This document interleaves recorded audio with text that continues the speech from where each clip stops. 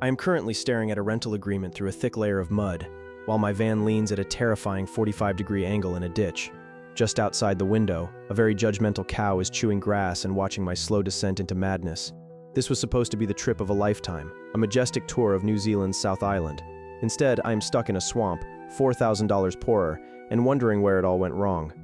But before we get to the part where I almost drowned a camper van in the Pacific Ocean, let's talk about how I fell for the biggest lie on the internet. I watched too many travel influencers. You know, the people who wake up in perfectly white sheets brewing artisanal espresso while the sun rises over a misty fjord. I thought I could do that. I spent $4,000 on what was advertised as a retro camper. But in reality, it was just a tin can with a bed and a dream.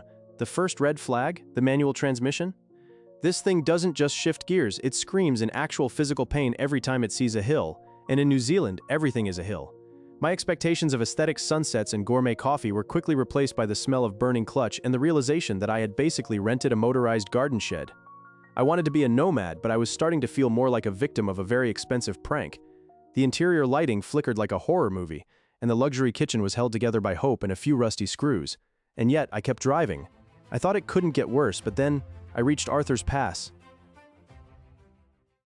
New Zealand roads are not roads. They are glorified goat paths with zero guardrails and a personal vendetta against tourists. As I climbed toward Arthur's Pass, the wind started howling through the gaps in the doorframes. I hit a hairpin turn, the kind that makes you question your insurance policy, and that is when the luxury kitchen cabinet decided to quit. It did not just open, it exploded. A gallon of cold baked beans showered me from head to toe while I was trying to maintain a grip on the steering wheel. There I was, covered in tomato sauce and legumes, hurtling toward a cliff edge in a van that sounded like a blender full of marbles. The smell was unforgettable. It was a mix of old upholstery and breakfast side dishes. I had to pull over, but there was nowhere to go, just a narrow strip of gravel and a drop-off that looked like the end of the world. I sat there, wiping beans off the speedometer, and realized that my van life was quickly turning into a survival documentary.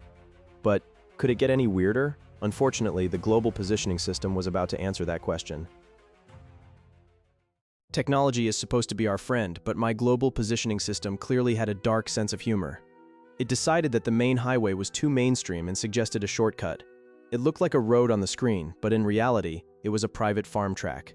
By the time I realized I was off the grid, the mud was already waist deep.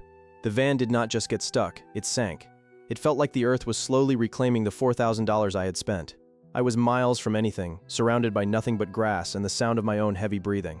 I tried to use the floor mats for traction, but the van just spat them out like a toddler rejecting spinach. The more I tried to move, the deeper the tin can tilted.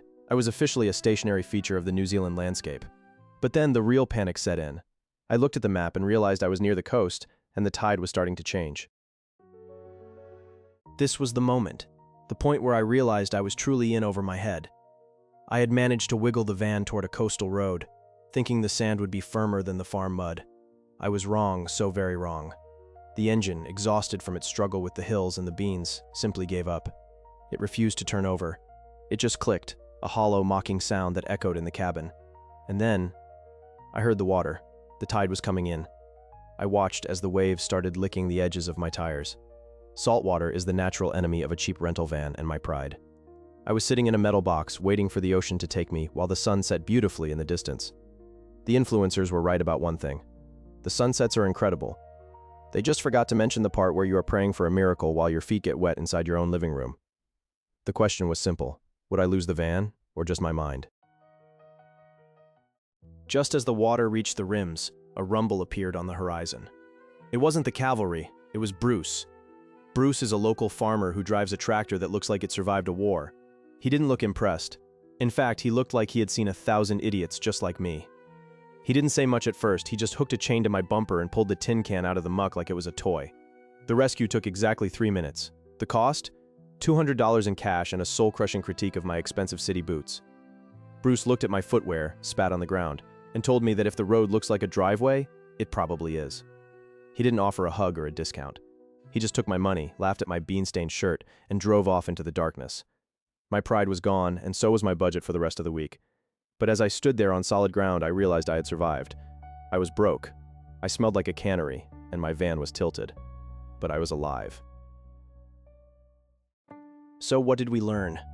First, buy the extra insurance or prepare to cry.